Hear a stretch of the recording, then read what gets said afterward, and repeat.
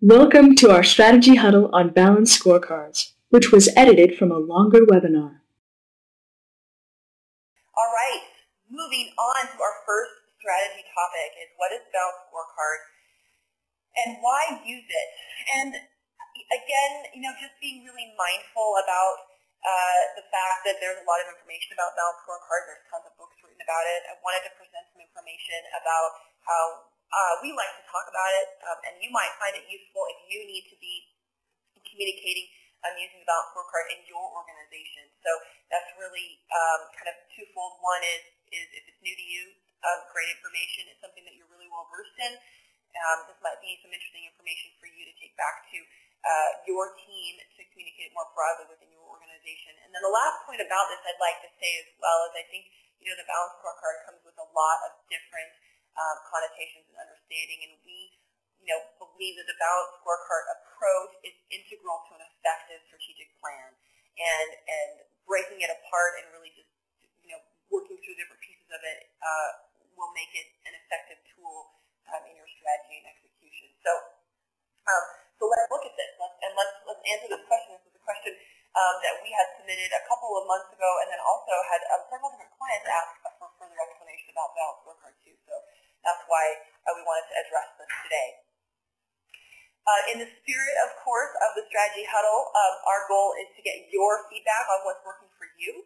So if you have an example or some examples, or one example of the balanced scorecard working in your organization, we'd love to share it at the end of this little segment of mine. So something just I wanted to start that question. We're going to come back to it after I go through the information. So if you've got some examples of how you put the balanced scorecard to use in your organization, please add them to the chat box, and we'll take them at the end of this section.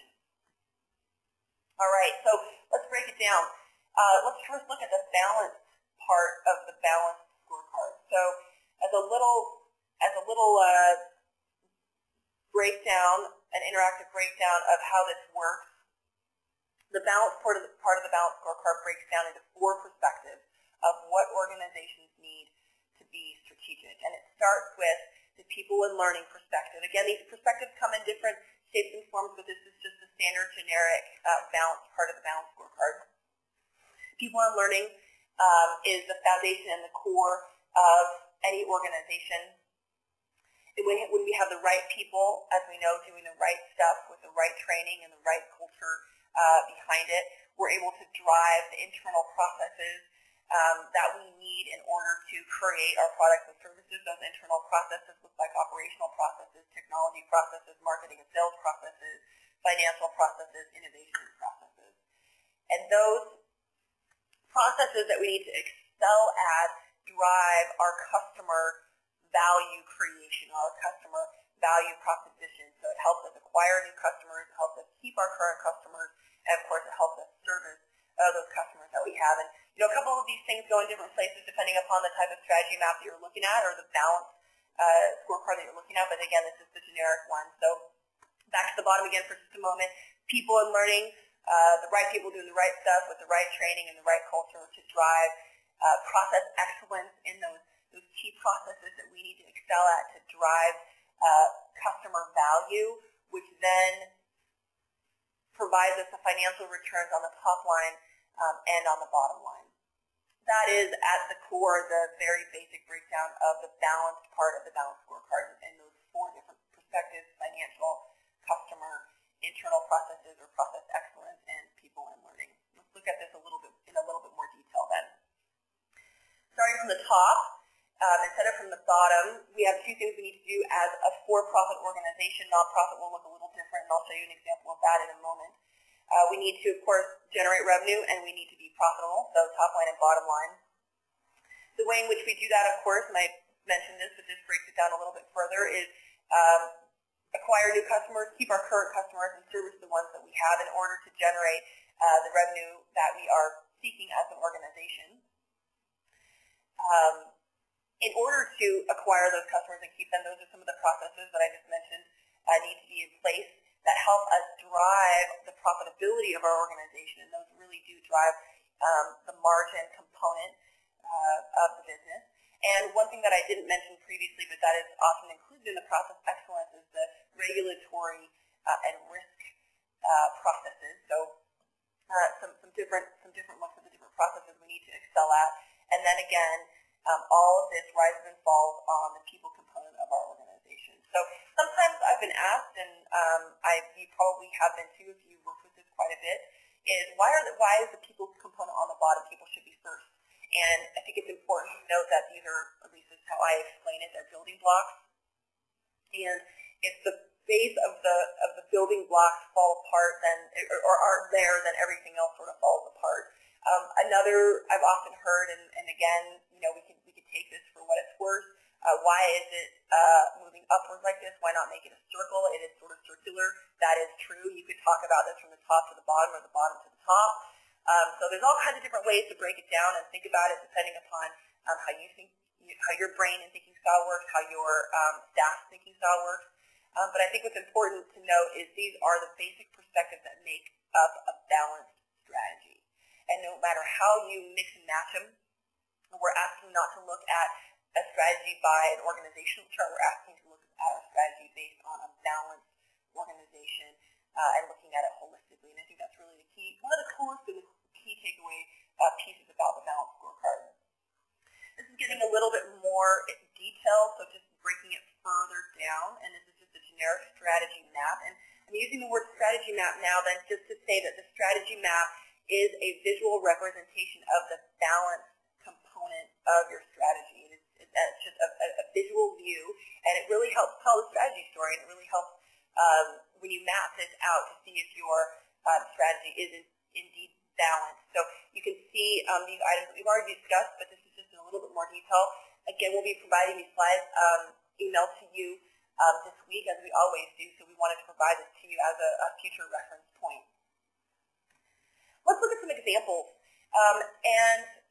And still sticking with the balance part of the balanced scorecard, this is a for-profit example, and this is a strategy map that we put together for our client. So I think what's important about this is people always ask me what should be mapped on the strategy map. And my answer, is always we need to map what will best communicate the strategy and show that we've created a holistic and balanced strategy.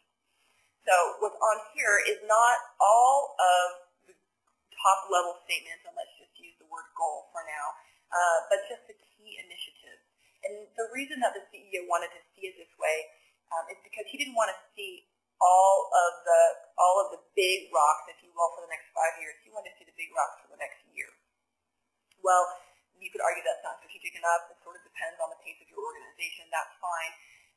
But this is what he had asked for, and this is how he wanted to communicate his strategy, and this is how he was thinking about communicating a holistic, balanced, non-siloed approach to his strategic plan. So at the top, we've got profitability improvement. You can see the statements in there.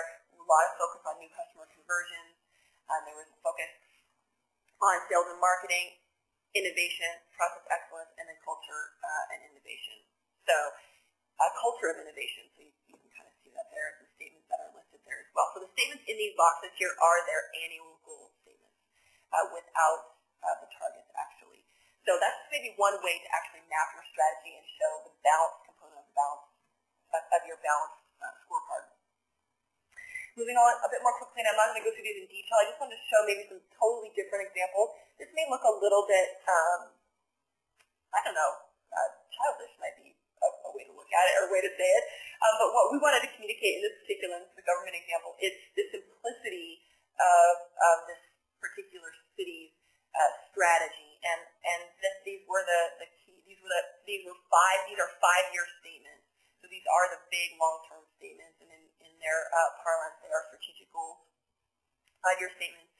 And you can kind of see this is a slightly different way to look at the perspectives of the balanced scorecard. This is from a government viewpoint, looking at financial accountability. That's the financial component.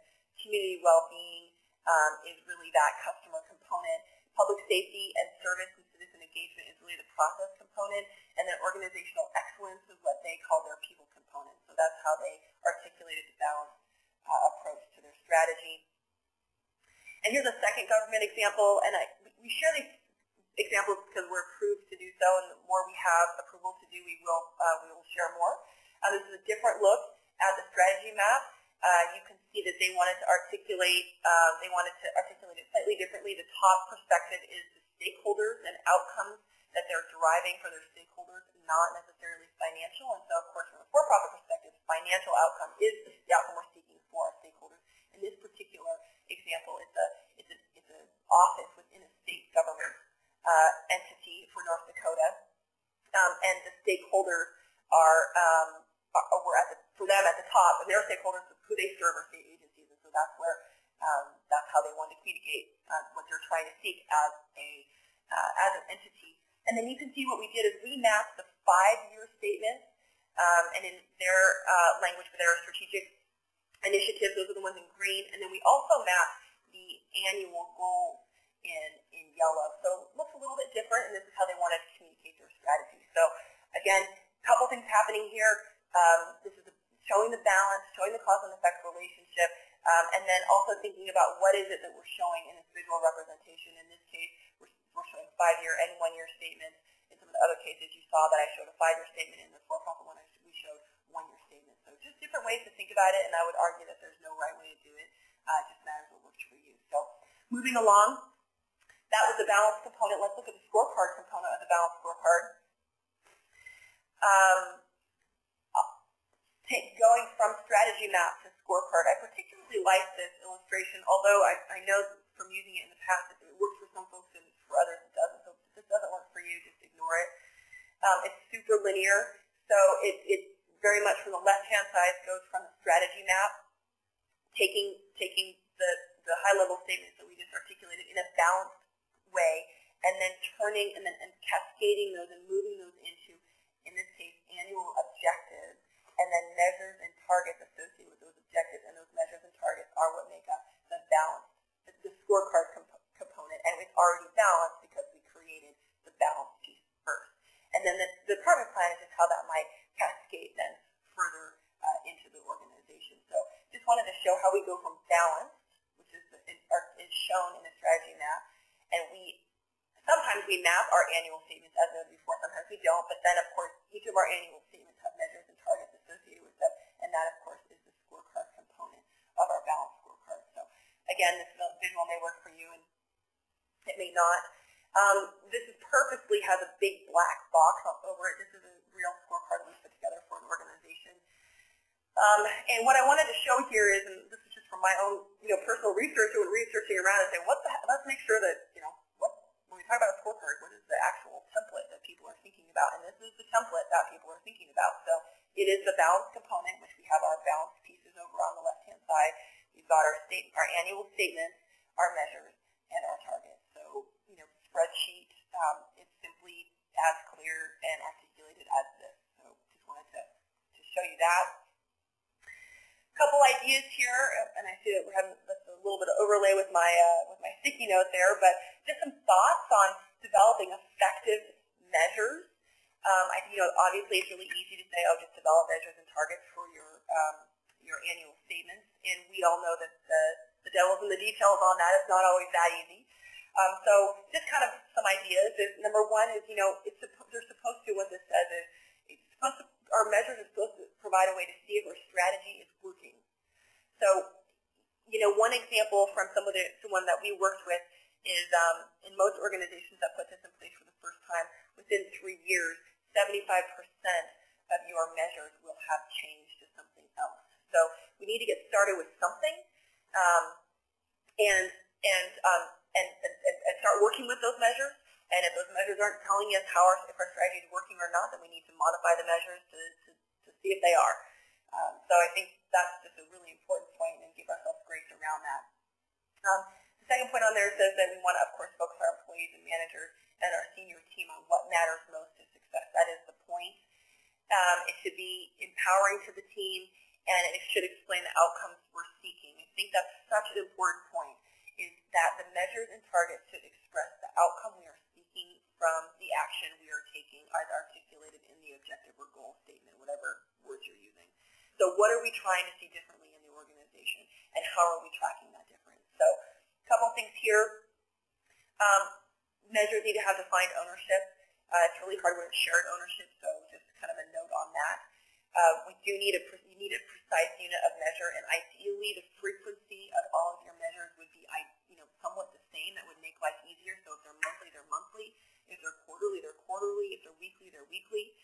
And we also need to be clear about the frequency of that data collection. Not all data can actually, of course, we know, be collected on a monthly or a quarterly basis. So we just kind of need to think about that as we're looking at our measures. Moving a little bit along, some types of measures. There's quantitative measures, there's practical measures, and there's directional indicators. So I'll just leave that there to say these are just different types. A percentage, progress, and then, how are we doing last month to this month? So pretty basic. And I'm just going to move along a little bit quickly here, but that's there for your reference in the future as well to think about what types of measures are we employing. So then let's just put all the pieces together of the balance scorecard. So we've got our strategy map, which is the visual representation of the balance component of our strategy. We've got our scorecard, which helps us track our progress of our strategy or of our objective month by month or quarter by quarter, depending upon what you're doing. And then, of course, what we didn't talk about, but I just want to throw this out there, is the word dashboard, which, of course, is a visual representation of your scorecard. And there are operational dashboards or strategy dashboards. It gets used all the time. I think it's really easy to just right now decide dashboards or dashboards, and they are visual representation of a scorecard. Okay. So with that, I know that we're getting a little bit short on time because I want to make sure that we get to our other two topics. Love it if you could just pop some of the examples that you have of putting the balance scorecard to use in your organization into the chat box, and we'll come back to them at the end of today's session. So here are some summary actions and some takeaways. You can see them there, laying out your existing goals and objectives in a strategy map, establishing corporate measures, determine the responsibility for data gathering, and give yourself the grace to revise the measures if they're not